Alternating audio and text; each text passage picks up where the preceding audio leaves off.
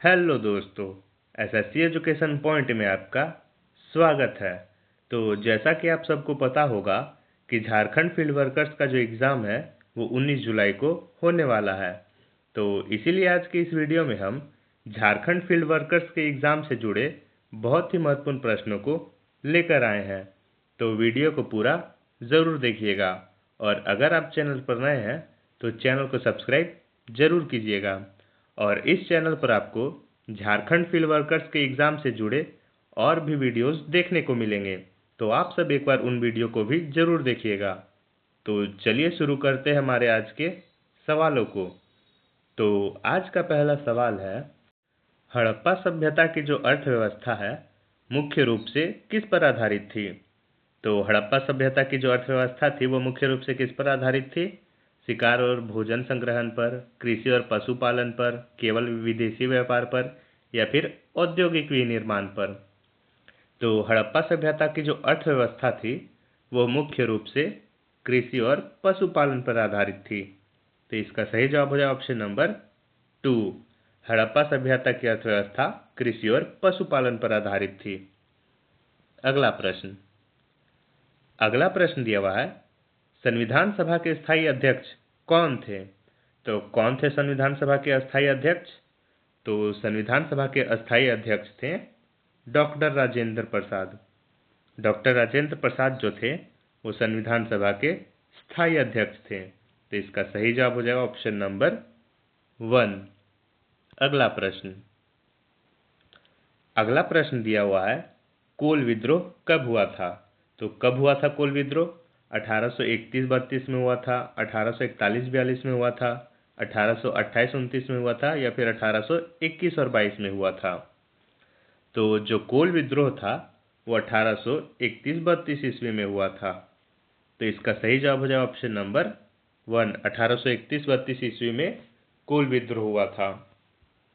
अगला प्रश्न दिया हुआ है, ओडिशा में 1817 से के प्रसिद्ध पाइका विद्रोह के नेता कौन थे? तो कौन थे पाइका विद्रोह के नेता? तो पाइका विद्रोह के जो नेता थे वो थे बख्शी जगबंधु।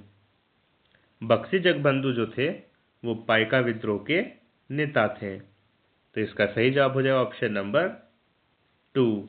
ओडिशा में 1817 के प्रसिद्ध पाइका विद्रोह के नेता बख्शी जगबंधु थे। अगला प्रश्न दिया हुआ है, मौर्य साम्राज्य का प्रशासन निम्नलिखित में से किस पुस्तक में निहित है? तो किस पुस्तक में निहित है मौर्य साम्राज्य का प्रशासन? इंडिका में निहित है, अर्थशास्त्र में निहित है, मुद्रा राक्षस में निहित है या फिर पुराण में निहित है? तो मौर्य साम्राज्य का जो प्रशासन है वो अर्थशास्त्र पुस्तक में निहित है। तो इसका सही जवाब हो जाएगा ऑप्शन नंबर 2। मौर्य साम्राज्य का जो प्रशासन है वो अर्थशास्त्र पुस्तक में निहित है। अगला प्रश्न दिया हुआ है, झारखंड पार्टी की स्थापना किसने की थी? तो किसने की थी झारखंड पार्टी की स्थापना?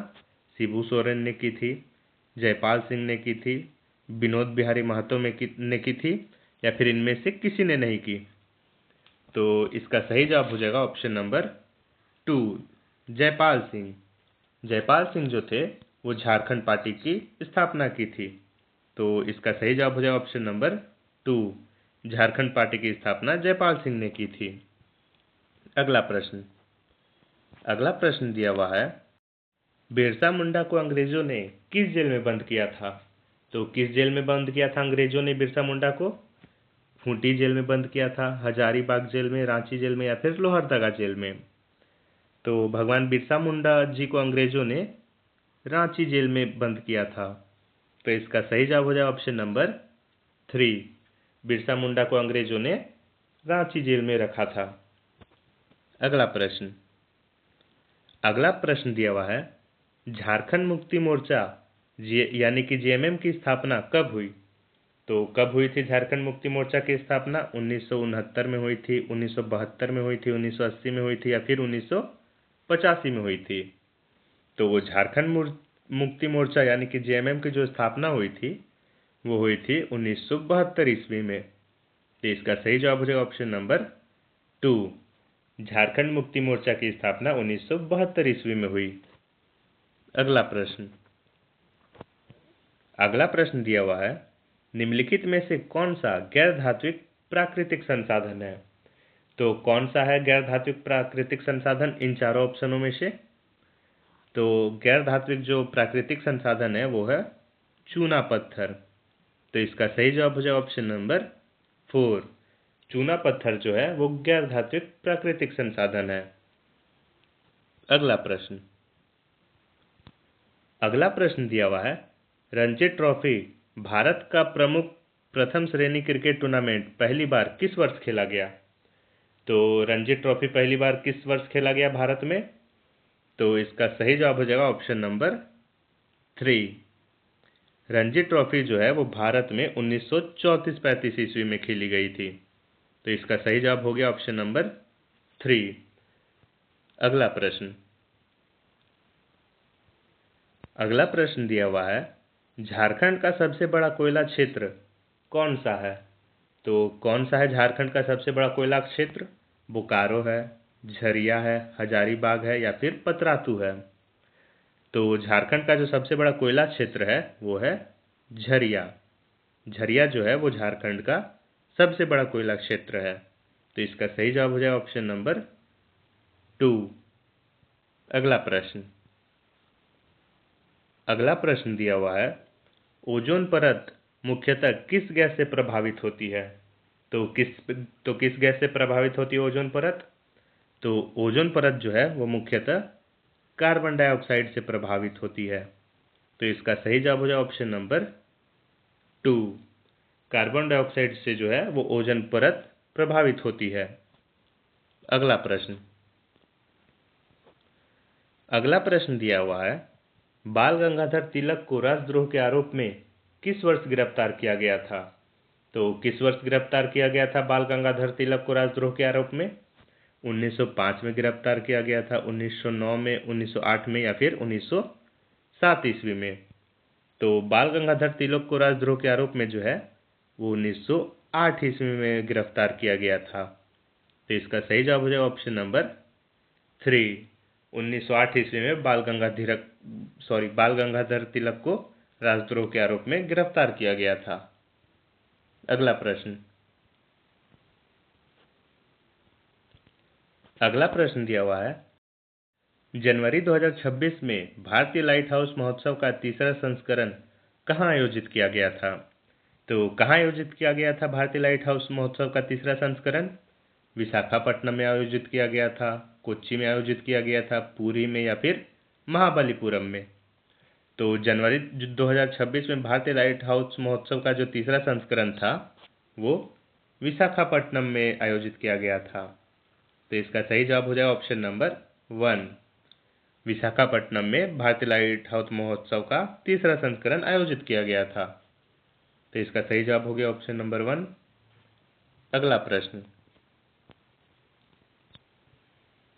अगला प्रश्न दिया हुआ है, डिस्कवरी ऑफ इंडिया पुस्तक के लेखक कौन है? तो कौन है डिस्कवरी ऑफ इंडिया पुस्तक के लेखक? महात्मा गांधी है, सुभाष चंद्र बोस है, जवाहरलाल नेहरू या फिर भीमराव अंबेडकर है?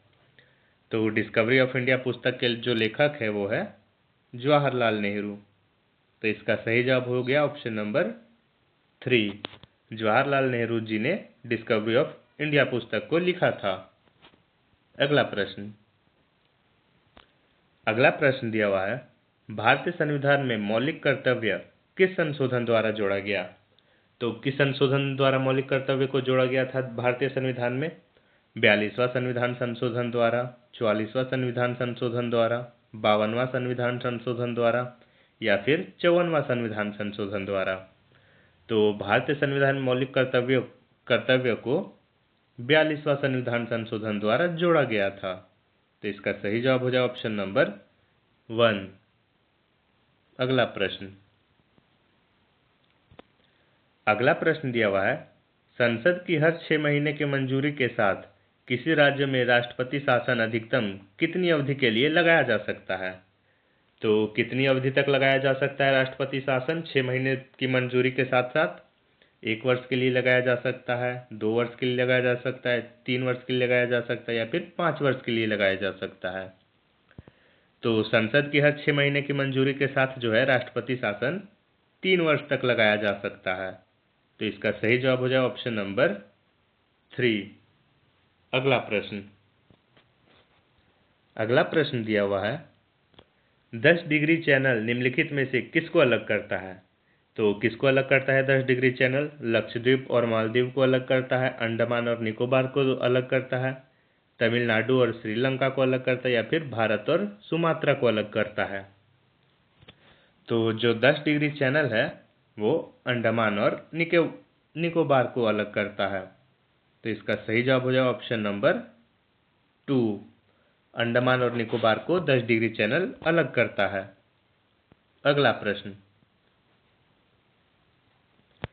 अगला प्रश्न दिया हुआ है झारखंड के प्रथम मुख्यमंत्री कौन थे? तो कौन थे झारखंड के प्रथम मुख्यमंत्री? तो झारखंड के जो प्रथम मुख्यमंत्री थे वो थे बाबूलाल मरांडी। तो इसका सही जवाब हो जाएगा ऑप्शन नंबर 1। बाबूलाल मरांडी जो थे वो झारखंड के प्रथम मुख्यमंत्री थे। अगला प्रश्न दिया हुआ है विश्व पर्यावरण दिवस कब मनाया जाता है? तो कब मनाया जाता है विश्व पर्यावरण दिवस? 5 जून को मनाया जाता है, 8 जून को मनाया जाता है, 21 जून को मनाया जाता है या फिर 12 जून को मनाया जाता है। तो जो विश्व पर्यावरण दिवस है वो 5 जून को मनाया जाता है। तो इसका सही जवाब हो जाएगा ऑप्शन नंबर 1। 5 जून को जो है वो विश्व पर्यावरण दिवस मनाया जाता है। अगला प्रश्न दिया हुआ है प्रधानमंत्री ग्राम सड़क योजना किस वर्ष शुरू की गई? तो किस वर्ष शुरू की गई थी प्रधानमंत्री ग्राम सड़क योजना? तो प्रधानमंत्री ग्राम सड़क योजना जो है वो सन 2000 में शुरू की गई थी। तो इसका सही जवाब हो जाएगा ऑप्शन नंबर 2, यानी कि प्रधानमंत्री ग्राम सड़क योजना जो है वो वर्ष 2000 में शुरू की गई थी। तो इसका सही जवाब हो गया ऑप्शन नंबर 2। अगला प्रश्न दिया हुआ है दवंडी किस भारतीय राज्य का एक पारंपरिक वाद्य यंत्र है? तो किस भारतीय राज्य का एक पारंपरिक वाद्य यंत्र है दवंडी? तो दवंडी जो है वो तमिलनाडु राज्य का एक वाद्य यंत्र है। तो इसका सही जवाब हो जाएगा ऑप्शन नंबर 3। तमिलनाडु राज्य का एक पारंपरिक वाद्य यंत्र है दवंडी। अगला प्रश्न दिया हुआ है मोनालिसा चित्र के चित्रकार कौन थे? तो कौन थे मोनालिसा चित्र के चित्रकार? पिकासो थे, माइकल एंजेलो थे, लियोनार्डो दा विंची थे या फिर वेन गोग थे। तो मोनालिसा चित्र के जो चित्रकार थे वो थे लियोनार्डो दा विंची। तो इसका सही जवाब हो जाएगा ऑप्शन नंबर 3, यानी कि मोनालिसा चित्र के चित्रकार थे लियोनार्डो दा विंची। अगला प्रश्न दिया हुआ है झारखंड का पहला राज्यपाल कौन था? तो कौन था झारखंड का पहला राज्यपाल? तो झारखंड का जो पहला राज्यपाल था वो था प्रभात कुमार। तो इसका सही जवाब हो जाएगा ऑप्शन नंबर 1। प्रभात कुमार जो थे वो झारखंड के पहले राज्यपाल थे। तो इसका सही जवाब हो गया ऑप्शन नंबर 1। अगला प्रश्न दिया हुआ है सहायक नदी किसे कहते हैं? तो किसे कहते हैं सहायक नदी? तो सहायक नदी उसे कहते हैं जैसे कि एक छोटी नदी जो बड़ी नदी में मिलती है उसे सहायक नदी कहते हैं। तो इसका सही जवाब हो जाएगा ऑप्शन नंबर 2। एक छोटी नदी जो बड़ी नदियों में जाकर मिलती है उसे सहायक नदी कहते हैं। अगला प्रश्न दिया हुआ है कूनो नेशनल पार्क के बाद हाल ही में मध्य प्रदेश में चीतों के लिए दूसरा घर किसे बनाया गया? तो किसे बनाया गया चीतों के लिए दूसरा घर मध्य प्रदेश में? माधवा नेशनल पार्क को बनाया गया, गांधी सागर वन्यजीव अभ्यारण्य को बनाया गया, पन्ना नेशनल पार्क को बनाया गया या फिर सतपुड़ा नेशनल पार्क को बनाया गया। तो कूनो नेशनल पार्क के बाद जो है वो मध्य प्रदेश में चीतों के लिए दूसरा घर गांधी सागर वन्यजीव अभ्यारण्य को बनाया गया। तो इसका सही जवाब हो जाए ऑप्शन नंबर 2। गांधी सागर वन्य जीव अभयारण्य को चीतों के लिए दूसरा घर बनाया गया मध्य प्रदेश में। तो इसका सही जवाब हो गया ऑप्शन नंबर 2। अगला प्रश्न दिया हुआ है, भारत का सबसे लंबा राष्ट्रीय राजमार्ग कौन सा है? तो कौन सा है भारत का सबसे लंबा राष्ट्रीय राजमार्ग? NH-22 है, NH-28 है, NH-44 है या फिर NH-48 है? तो भारत का जो सबसे लंबा राष्ट्रीय राजमार्ग है वो है NH-44। तो इसका सही जवाब हो जाए ऑप्शन नंबर 3। NH-44 जो है वो भारत का सबसे लंबा राष्ट्रीय राजमार्ग है। अगला प्रश्न दिया हुआ है, नीति आयोग के वर्तमान पदेन अध्यक्ष कौन है? तो नीति आयोग के वर्तमान जो पदेन अध्यक्ष है वो है प्रधानमंत्री। प्रधानमंत्री जो है वो नीति आयोग के भी पदेन अध्यक्ष होते हैं। तो इसका सही जवाब हो जाएगा ऑप्शन नंबर 2, यानी कि नीति आयोग के वर्तमान पदेन अध्यक्ष श्री नरेंद्र मोदी है। अगला प्रश्न दिया हुआ है, भारत में लोकसभा बनने की न्यूनतम आयु क्या है? तो क्या है भारत में लोकसभा बनने की न्यूनतम आयु? 25 वर्ष है, 30 वर्ष है, 35 वर्ष है या फिर 40 वर्ष है? तो भारत में लोकसभा बनने की न्यूनतम आयु जो है वो है 25 वर्ष। तो इसका सही जवाब हो जाएगा ऑप्शन नंबर 1। भारत में लोकसभा बनने की न्यूनतम आयु 25 वर्ष है। अगला प्रश्न दिया हुआ है, संविधान की प्रस्तावना में भारत को क्या कहा गया है? तो भारत को क्या कहा गया है संविधान की प्रस्तावना में? तो भारतीय संविधान की जो प्रस्तावना है उसमें भारत को लोकतंत्र कहा गया है। तो इसका सही जवाब हो जाएगा ऑप्शन नंबर 1। संविधान की प्रस्तावना में भारत को लोकतंत्र कहा गया है। तो आज का जो प्रश्न है वो यहीं समाप्त होता है। ये थे झारखंड फील्ड वर्कर्स के एग्जाम से जुड़े कुछ महत्वपूर्ण प्रश्न, और ऐसे ही महत्वपूर्ण प्रश्नों को पढ़ने के लिए हमें सब्सक्राइब जरूर करें। धन्यवाद।